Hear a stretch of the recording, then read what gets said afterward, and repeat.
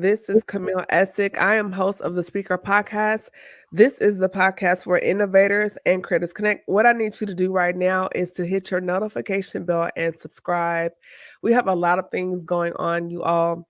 Before we get into everything, join us on Facebook at the Speaker Podcast. I'm on YouTube at Camille Essick Official, right there on Instagram at Camille.Essick. And I would love to hear from you.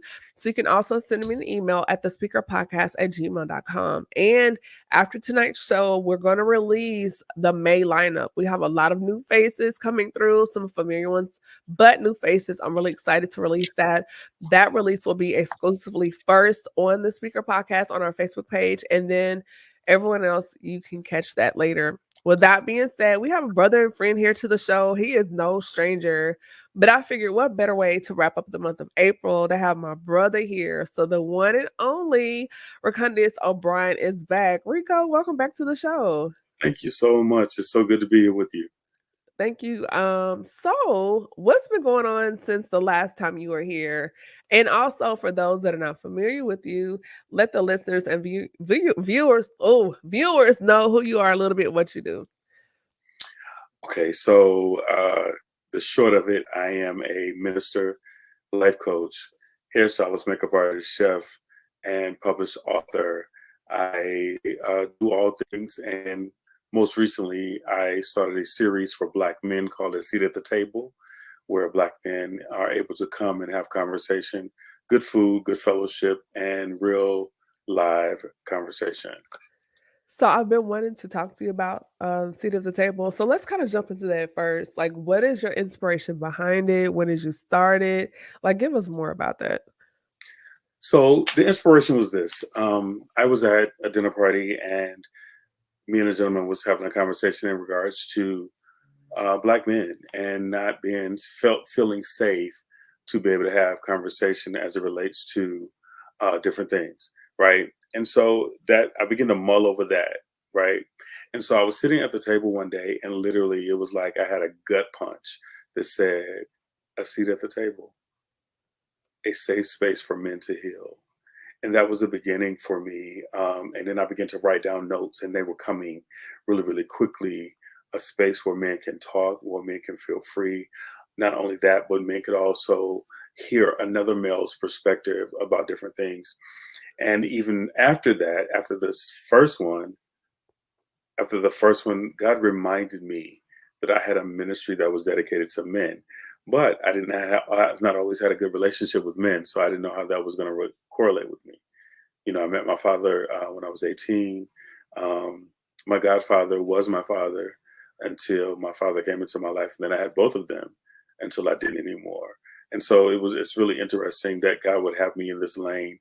I think I can say to that the very thing that you think was meant to hurt you can really grow you if you allow it to. That's really good. And curating that space during this time with your father, your godfather, and then your biological father, what was in your mind at that time? And then how do you correlate that now into creating this podcasting space? So what's interesting to me, after a while, you become immune. At least I did. I became immune to the need for that male superstar, so to speak. When my father did come into my life, he was my favorite person in the world.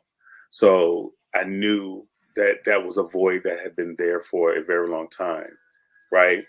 So I didn't worry about it. But what I did do was allow myself. A lot of people say, "Well, when your father came into your life, I did not know that you were. I didn't know that was your father, or I didn't know that you did." I said, because I made a decision. I decided that I wanted my father more than I wanted to be right. Mm-hmm. And so what does that mean is that I decided that I did not want to worry about what had happened as to why he wasn't in my life. But Mm-hmm. what I wanted to do was to build upon what was there now. And that was what was important to me. So, hey Deshaun, how you doing? Um, so going into that and the healing process, how can you, and we're of course taking this from the perspective of a man going through that, the difference between having those past struggles show up in your present behaviors, transitioning from, feelings of an absentee father. Of course, you had your godfather, to healing to wholeness. Like, how does that show up in your life in present behaviors? Or how can it in men when you have past struggles and they show up in your present behaviors? Wow, that's a really good question, Camille. So I'll tell you this: the work continues; it doesn't stop. As I said, I made the decision that I wanted my father more than I wanted to be right. But here's the thing: while you're unpacking all of that stuff, you have to also unpack all of the days where you thought it was something you did, or that he didn't want me, or that he didn't want the responsibility of me. But I had conversations with my dad, real conversations that made me know that that wasn't the case at all. So what I had in the process of getting to the space of wellness, of wholeness, one, I chose not to be a victim. Two, I chose to allow it to make me as opposed to break me. Three, there were opportunities that my father and I had in the end where he was able to share with me the real, like what I had thought was wrong.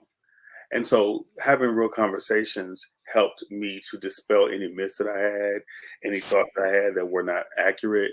So, and my godfather was an amazing human. Like, my godfather loved me as if I was his own. And so therefore, when he came into my life at 11, I mean, did not know a time where he wasn't daddy. And when my father came into my life, he said, "Son, that's your father. I'm not going anywhere." He said, "Now you have us both." And so here's the thing. You asked me, how did I marry or get to where I am today as it relates to that, the healing that space.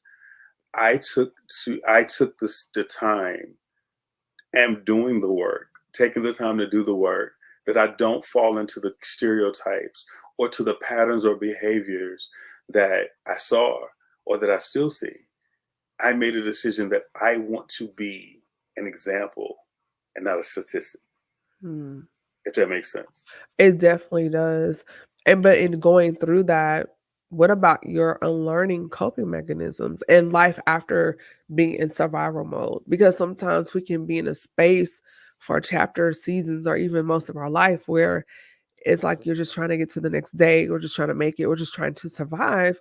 But what about unlearning the things that helped us, but it's like now we have to unlearn those things that, yes, it was useful to us in those chapters of our life, but now we've got to make that pivot, or a switch in our emotional mental state, and unlearning those things, and now going from just surviving to thriving. What does that look like? So that's another really good question. You did your homework this time, and you always do. But these are very, very poignant questions. So here's the thing, right? Survival mode was created when you didn't know any better, and you were grasping for the right way to do things. It's literally a space that the way the body is set up, the body heals itself over time. Like, if you're hurting or burnt, like, literally you will stop feeling the pain. You can see it, but while it's happening, you literally can numb yourself to the pain. Survival mode is that you've numbed yourself to the pain and decided, I don't want to deal with this anymore, right? But when you really want to become conscious about where you are, you can no longer live in survival mode. You've got to unpack the stuff that you have packed away that hurt you. You got to unpack that stuff and deal with it in an effort to understand that, hey, I don't have to live like that anymore. It's just like, and this is what I correlated to when you said it. Right now, you see a lot of cities trying to handle the homeless population, right? So they want to give them housing, but they've got to work with their minds first, Mhm. because when they don't understand that this is yours and nobody can take it from you, they still go back to what they know, which is living outside or scrounging for shelter. So it's an unprogramming or a deprogramming of the mind to get to Yes. the space that you understand, hey, there is more. And that's really, really what it is. I thank God for books. As you can see, I got books all behind me because books allowed me to escape my reality and to see something different. Mm. Books allowed me to travel past where I was and to see something different. And so, as long as I was able to see that there was an opportunity for more, it gave me hope for my own self. That's good. And then I guess that ties into the next point as far as using your distractions to avoid healing versus sitting with yourself. A lot of people, particularly men, and this is where I really want to pull from the perspective of a man, um digging into women or dating or education and making money and accolades and achievements and the gym versus sitting with yourself and your thoughts and having to look at you and look at the men in the mirror. And what does that look like from a male's perspective as far as doing that? Like, you know, achieving and performing and acquisition, all of these things to stay busy because if I sit still long enough, I have to listen to me. Another really interesting question, because today there was a guy in the salon getting a facial. And so when the guy put the mask on him, he couldn't sit still because of his attention span. He was twitching and moving the whole time. And I said, "You're having a hard time being still, huh?" He's like, "Yeah." And I understand that space, because if you don't know peace, then you don't understand stillness and you don't understand quietness. And see, the pandemic, literally, people equate the pandemic as a season or a time of hell or whatever you. I honestly appreciate that time because it allowed me the time and the span of time to be still and to be Yeah. one with myself. I had some of the best naps during the pandemic. Like, I know it sounds like what? Like, I had No, some I of get the it. best naps But the during thing is, for me, it wasn't the naps. For me, it was the quietness, because the world was quiet. that but yeah, but that's how I unplug. I nap and it was like it was good. It was a good But time. this is what I've understood, and you Yeah. tell me what you think about it. This is what I understood. Yes, the naps were good, but the whole world was quiet. So it gave me Mhm. an opportunity to be one with myself. Yeah. We have become so desensitized to always filling our space with something. Most of us are anxious because we're on sensory overload. Overstimulated. We're ingesting so much. We're Yeah. taking in so much, whether it be X, formerly known as Twitter, whether it be IG, now it's Threads, and then you got Facebook, and you got TikTok. TikTok, and you got Reddit. You got all of these, excuse me, all of these different things that are supposed to quote unquote be entertaining, but what they're doing is distracting you from actually dealing with the things that you need to deal with. There's no way we can be whole for ourselves or for anyone else when there's always something filling the space. Mhm. If I am constantly in pursuit of what I can ingest, when do I ever have an opportunity to digest it? Yeah. When we That's go to sleep? And if most of the times we fall asleep scrolling, and then we wake up scrolling again. but your mind doesn't get a chance to Your unplug. It's like mind your doesn't get a chance phone. to recalibrate. And Yeah. recalibration is when you stop, assess where you are, decide where it is you want to be, and then take the action or the steps to get there. We literally are living in a time where the reason I believe this with my whole heart, most of us are so anxious and are on medication because of all of the things we're ingesting. We don't take the time to breathe. We rush Detox. in, we rushing everywhere we need to get to because everything is an appointment, everything is a commitment. But what if I don't have that today? Yeah. My new thing is, if I have the capacity, then I can. But if I don't, I can't. And I don't feel bad about that anymore. Yeah. That's good. And just 'Cause a if you detox from the junk, like taking detox social from your media junk, breaks like and yeah, yeah, today I've done this the last couple of days this week where I've been in my office and like you said, sensory overload, being overly stimulated. And as the weather's getting nicer, I said, "You know what? I need to get out of here." So I've been leaving the office and I found a quiet space. And so for 30 to 45 minutes or sometimes a whole hour, quiet. And it's so good because I'm able to refresh, reset, clear my mind, and just kind of just breathe. And I'm not calling anybody, I'm not texting anyone. Um, just quiet for at least 45 minutes.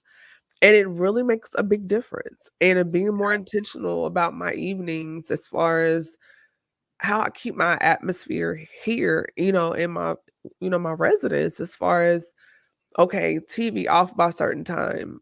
Mm, Like yesterday, I don't remember even watching TV because I just wanted to just kind of enjoy my space. right. I ordered a book from Amazon. I posted it on my page. It's called As a Man Thinketh. And just having those little things just to find another space, another way to reset my mind and saying, okay, enough of this for right now, let's do something different only because I need that. And so I totally agree with you on those things because it's imperative that we do debunk the junk, journal, read, walk, meditate, pray, but we have to fill ourselves with something other than that. So I totally agree with you on that. Let me tell you what I recently heard. Um, and it's weird. But I heard someone say I wasn't getting enough nutrients from my joy. Mm. And so what does that mean? I the things that God has given me that are supposed to make me happy, right? They're not giving me the nutrients that I need. And so therefore I am looking elsewhere. But they were given to me to get joy, meaning my work, the things that I'm passionate about, my family, the things that I'm passionate about. And yet, opposed to me getting joy from that, it too feels like a hardship. And so I have to start now reassessing, am I over pouring? Am I doing too much? Do I need to allow myself an opportunity to refill in an effort for me to be able to go forward? Because let me tell you something, there is nothing more useless than an empty vessel. And so now I'm looking for nutrients in my joy every single chance I get. So what does that mean for me? I love to wake up and hear the birds chirping. That is one of my favorite things about my day is that I wake up and I can my body normally wakes up naturally about 6:04, but if I'm not awake, I'm listening. If the birds are chirping, I know I could potentially have overslept. Mhm. Do you find it now in our society now as far as the narratives and what they say how men should show up, how to do so without apology and still be who you are as a man? Because we hear about the Superman complex, like, you got to save the day and be the guy and be the man all the time, but in reality you may feel like Clark Kent. So how do we um continue to still uphold the brothers in our community, but say, okay, sir, you can take off the cape today. It's okay. Um, so I wrote a book, and one of the chapters is called Superman, and the chapter opens like this: Today I found myself buried underneath all of the paraphernalia, the weapons, the swords, the shields, the guns, the knives that I've used to save the world.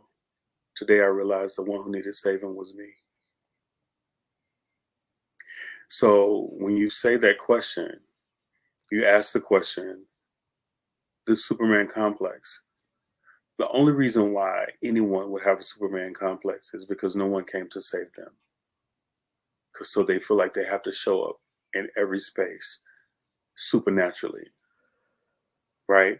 And so with that being said, for me personally, I show up fully authentically as myself every single day because I am a man. No one can take that away from me. I don't care what your thoughts are of me. You can't take that away from me. That's one of the things that I've learned.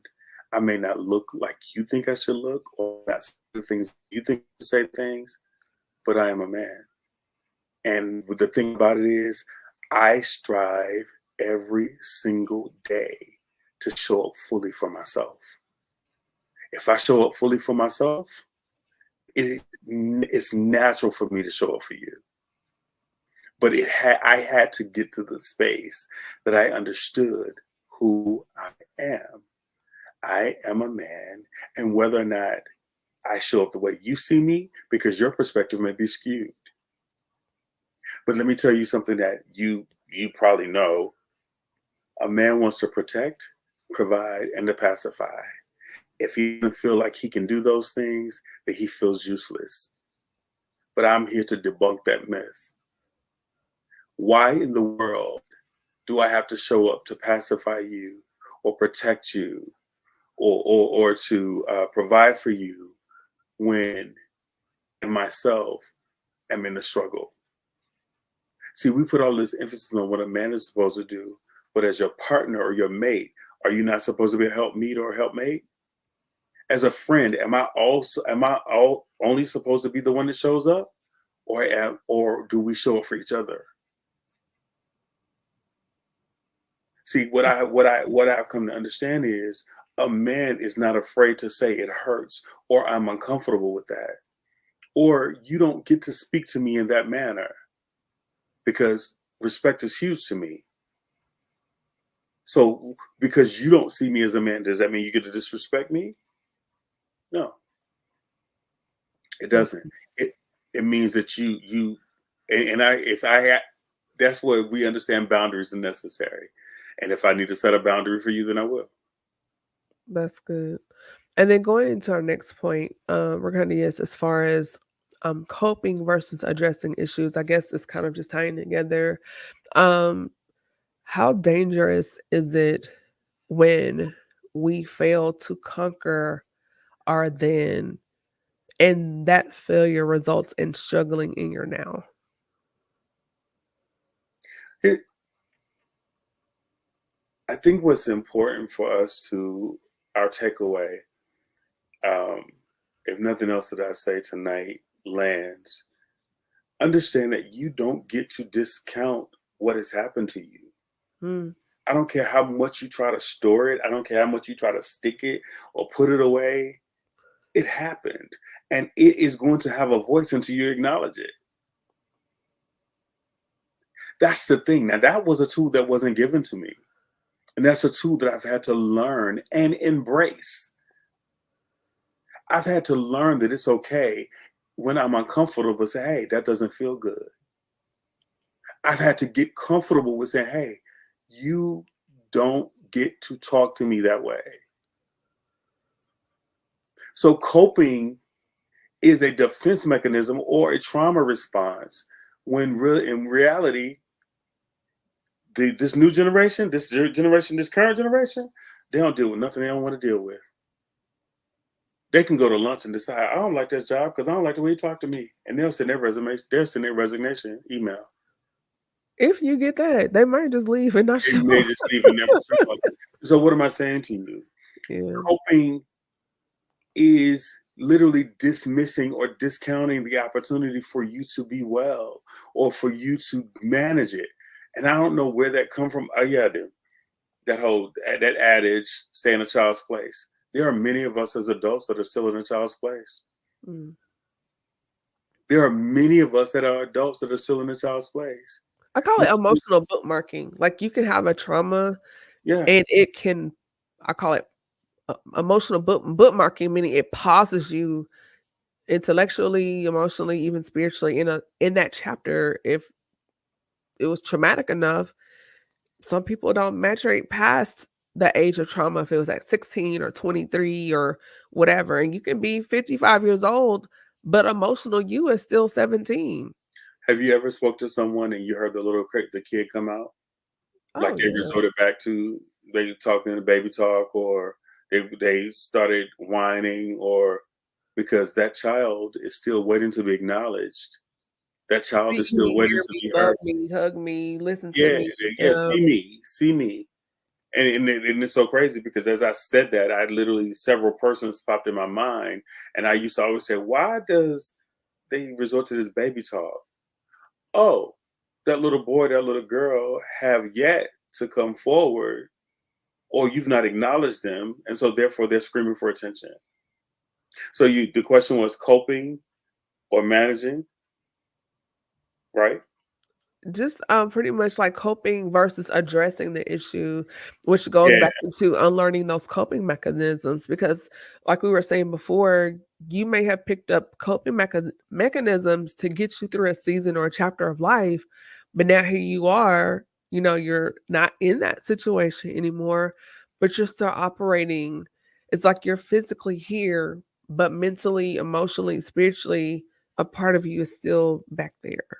So let me tell you what's interesting about that statement or that sentiment is that we are not built to suppress or not address things. We were built to manage the things. Cyclic abuse has caused us to be calloused, so we're not made to feel. What am I saying? When you've been constantly in a state of trauma or repressed trauma or oppressed trauma, you don't get an opportunity. You've never had an opportunity to express how it made you feel.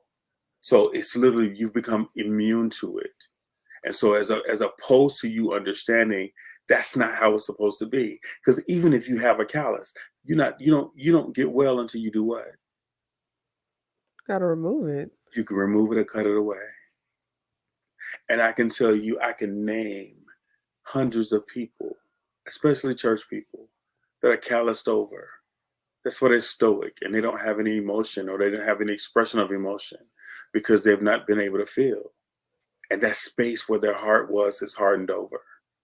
I think just culturally too, just us as Black people in this country, when we look at systemically what we've gone through, historically what we've gone through within our communities, and even down to the macro micro level with our families, there's so many layers to that trauma, and hurt and pain.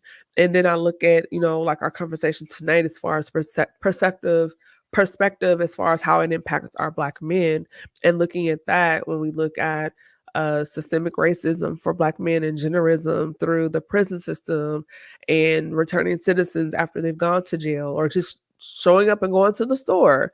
We see what our little boys, our little Black boys and girls go through in classroom situations.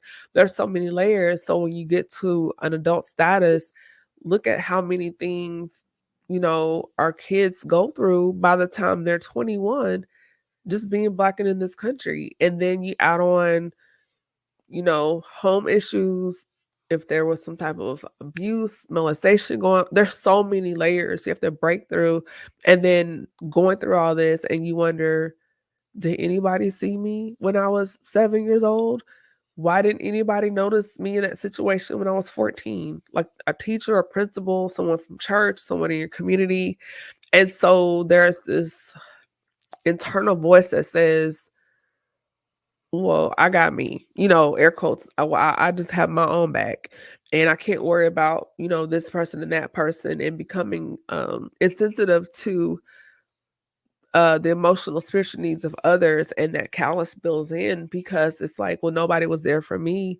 But Recodius, how is that cycle broken for men to say, hey, young man, I see you, even though I didn't have that, like with your godfather, him stepping in and seeing, okay, little Rico didn't have a dad, even though he's not mine, let me show up for this young man.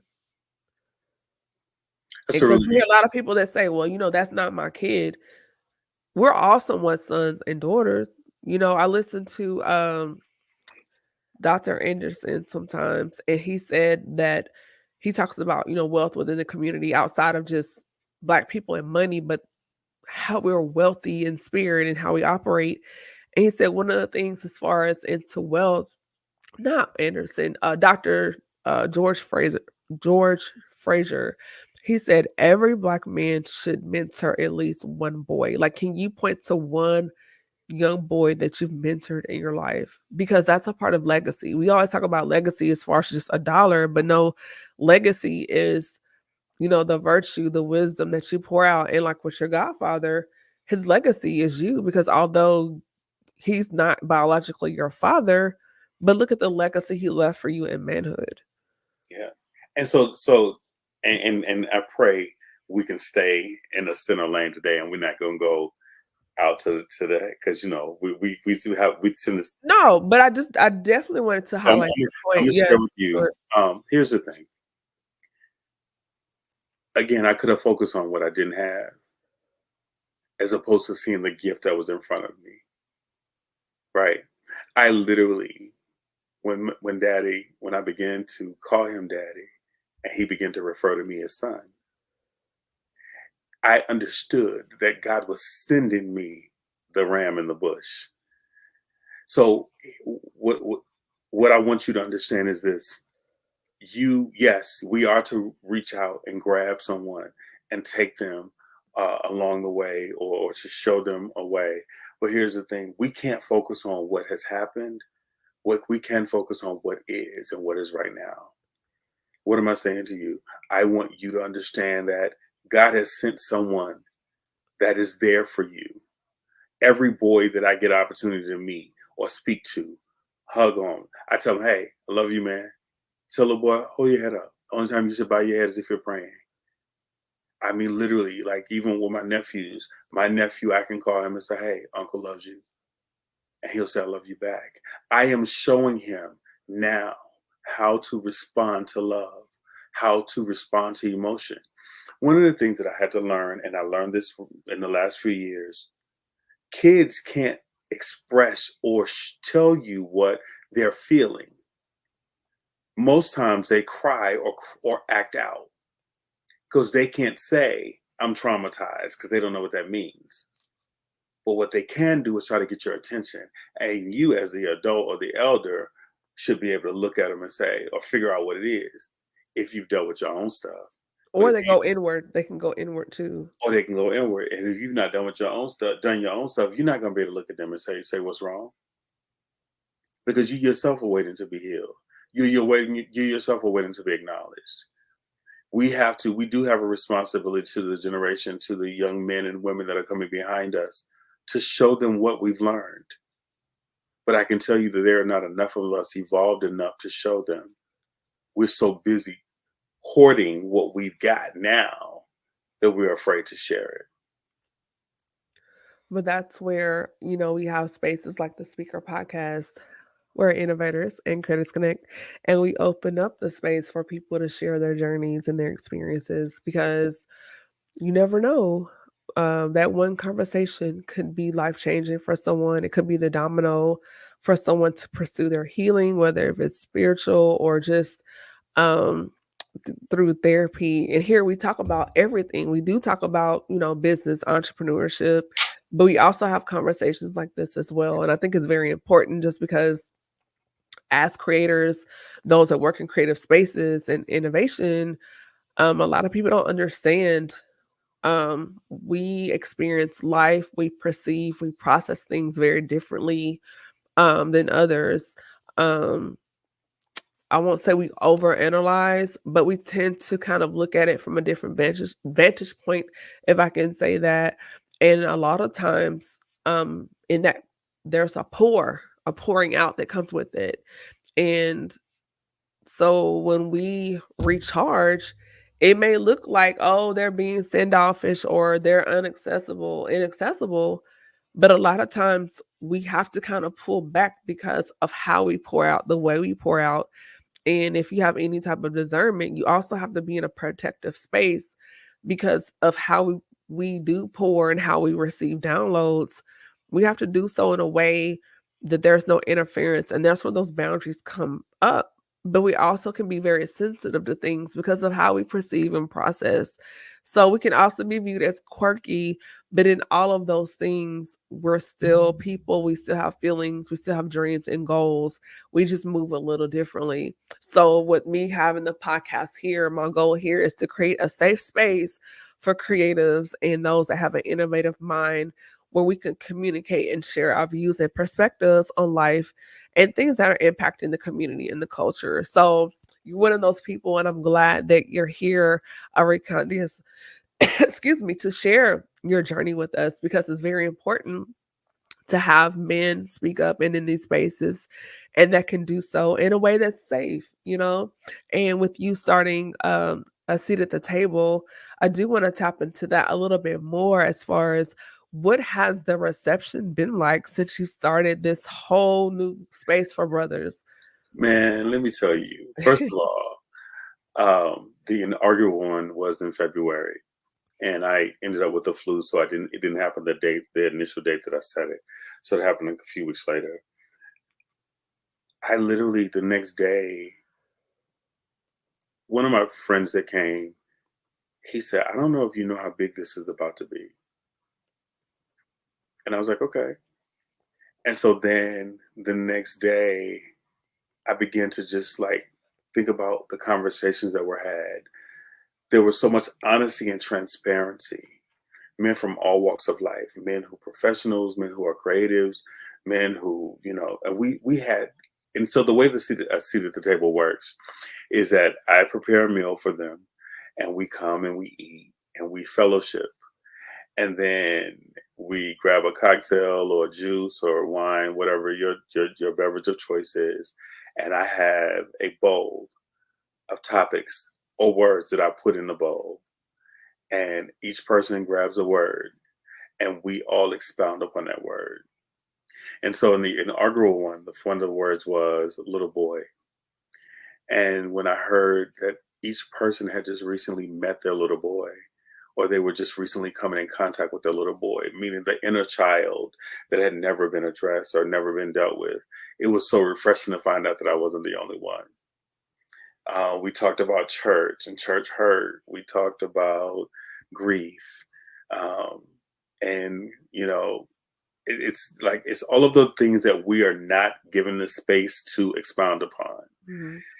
And generally, so the first one, they was like, "Did you not make dessert?" And I didn't, because I'm not a dessert person. I mean, I bake, but so I ended up making a cake at 10:30 at night because they didn't have dessert.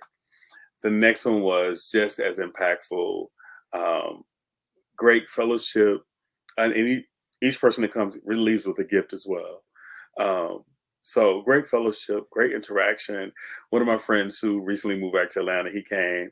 He said, "I didn't come here for this. I just came to eat. What is this?" I said, "Well, welcome."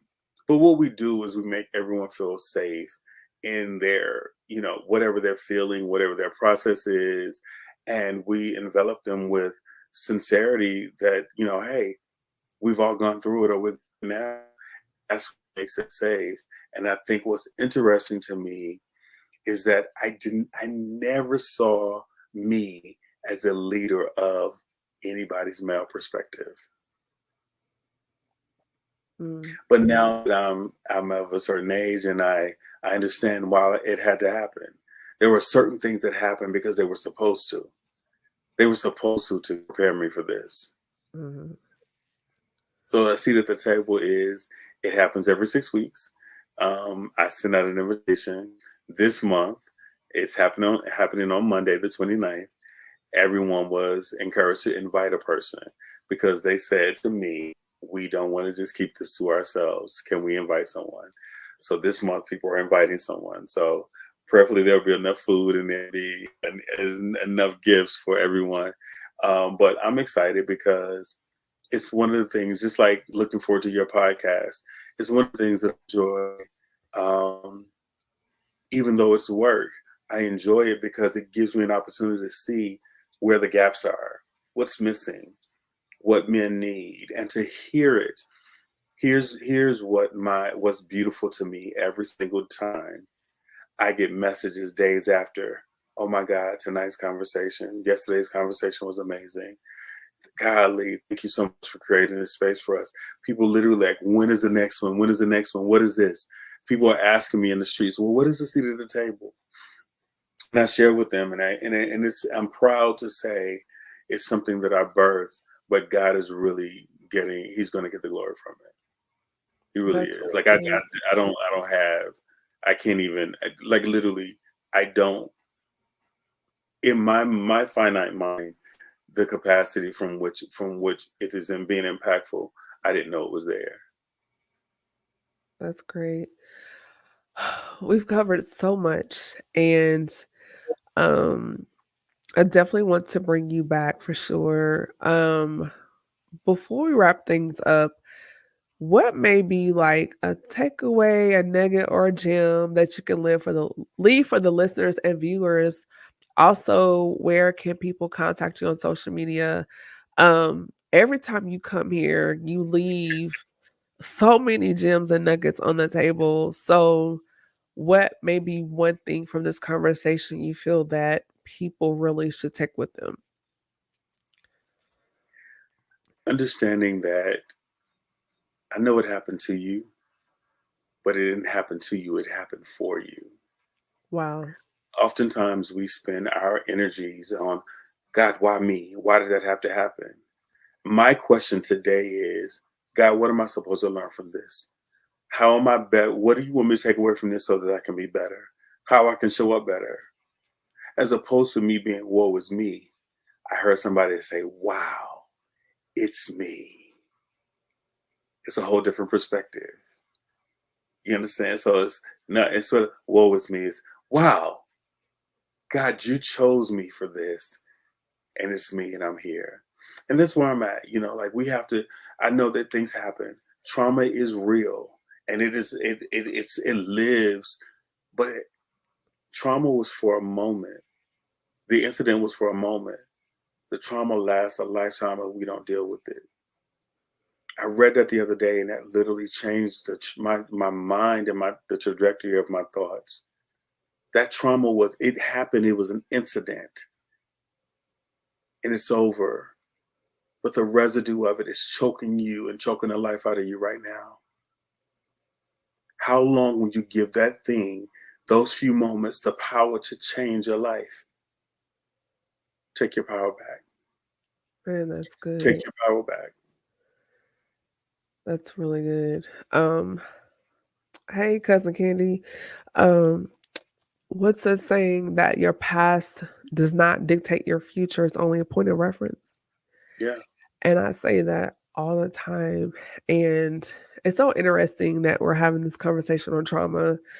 Um, and it's so timely. I had a conversation with a close friend of mine, and I said something because right now my pastor, he's doing a series on trauma, and I thought, man, the timing of him bringing up this Bible class series, I said I feel like I'm on the brink of the next level of my life, and I cannot put it into words. I cannot properly articulate it, but I can feel it. And to have this series come up now, I know it's because the residue, this cannot come with me.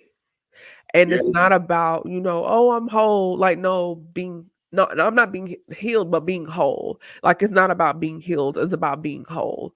Whether if it's you totally, healing and being whole from someone that you love dying, or things that happened in your childhood, or a broken relationship, or a loss, um, we can grieve quietly and not even realize that we're grieving. I call it grieving on the go, meaning that um, you've experienced loss, you've experienced trauma, things have happened, but instead of coping and dealing with those things, you start a business, you start a podcast, you write a book, you go back to school and get another degree, you travel, you do all of these things, but you never take the time to process the L.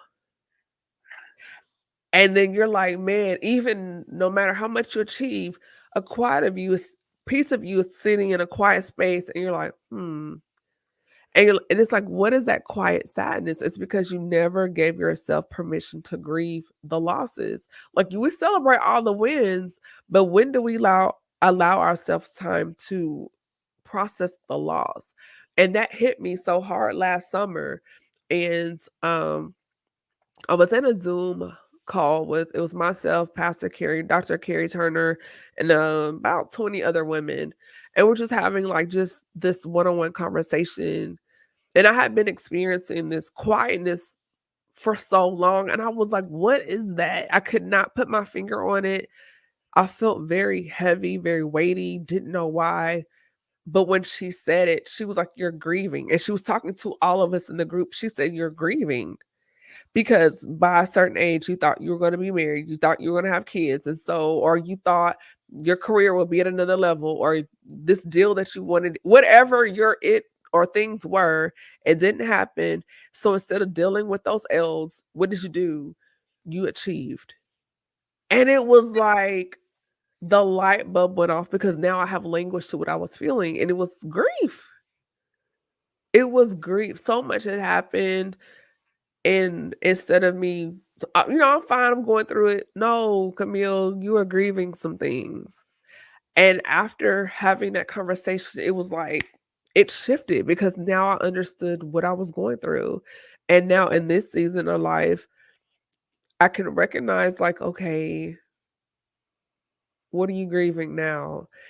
And it's like grieving the expectations I had for others that I thought at some point finally they're gonna show up, but having to realize they're not coming, Camille. They're not coming. And so having to have like this internal funeral for and putting to bed, putting to rest things, time, situations, whatever, like I've been waiting for you and you're not coming. And just having to say, okay, they're not coming. And then saying, okay, now that you know they're not coming, processing those feelings. What comes with the stages of grief? Anger, denial, acceptance. Oh, it's a whole cycle. It's a whole cycle. So let me ask you a question. How much time we got? We're here. So listen, This is a nice takeaway. It's a great way to close out the show. it's a good takeaway. So let me tell you something. And this is where the great unlearning is for me.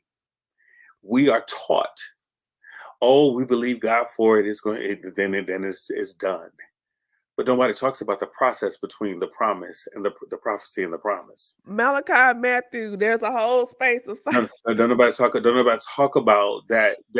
that process between the prophecy and the promise, right? Yeah. And I heard something the other day. She said, "Wait well." We don't like to wait because we want it now. But here's the thing: if you didn't learn what you were supposed to learn in that process, you're gonna have to wait even if you get it. Here's what I want us to debunk: this whole myth that we can shout over it, we can speak in tongues over it, we can hallelujah over it, because that's not God. Even on the cross, he determined that if he could, he would ask God to take the cup away from him. He acknowledged the pain. He stayed and endured, but he acknowledged that was uncomfortable. That's the thing. We've got to get comfortable acknowledging that it doesn't feel good. I don't like this. Now, what am I supposed to do with it? And how am I supposed to manage it? When we get to that space and we allow people to see that we're not superhuman or super Christians, then can God really use us? Because the brokenness is where the oil flows. The reality of our divinity. Huh? The reality of our divinity. The reality of your divinity. You can't be used to making people think that you ain't got no feelings. You walk around looking stoic and mean and ugly. That's not the joy of the Lord. The joy of the Lord ain't your strength. It can't be. It can't be. You don't even look like it is.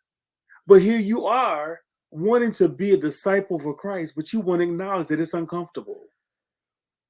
You want to acknowledge that in this it's uncomfortable. Acknowledge that, God, I don't know what to do here. We've got to get comfortable saying, Father, show me how to manage this space. If that's what we're going to do. Because until then, we are broken vessels, sounding brass and tinkling cymbal. We've got to get used, because that's the only way you heal. You got to acknowledge that something hurt. You can't go to the doctor and say, well, figure it out. I'm just here. I know I'm uncomfortable, but I can't take it. Oh, it hurts, but you have to pinpoint where it hurts. Pinpoint where it hurts and acknowledge why it's hurting you. And then you get the victory over it. Yeah. Victory doesn't come just from screaming and shouting and saying, "Oh God, I thank you." Yeah. That can help it manifest quicker, but you got to acknowledge the space that you're in while you're in it. Yeah, it's time to unpack and process some real things. It's an So unpacking process. You moved into this house, meaning your spiritual house, a long time ago, and you still got boxes that you won't even open. But you dragging it around with you everywhere you go. and it's Why? taking up space. Taking up spiritual space and mental space and emotional space. It's taking up space. So as we wrap up, as a creative, when we don't address and unpack our things, that's a space that could be utilized for creativity and innovation. But it's That's like, very true. you ever see like, and you love horticulture, plants. If you have a plant and it's dying, that plant will source a lot of extra chlorophyll and other nutrients trying to heal that one leaf that's dying when in reality it should have just been cut off. So now those nutrients can be allocated back to the healthy leaves. So what are you gonna do? We gotta unpack it. Or circumcise it. That's why I said the leaves. You gotta cut it off. We gotta cut the dead stuff off. Cut the We gotta dead cut the stuff dead off. stuff off. We have to allow what is life.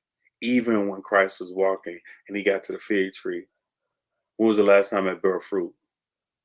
They couldn't tell Yeah. you. Cut it down. Yeah.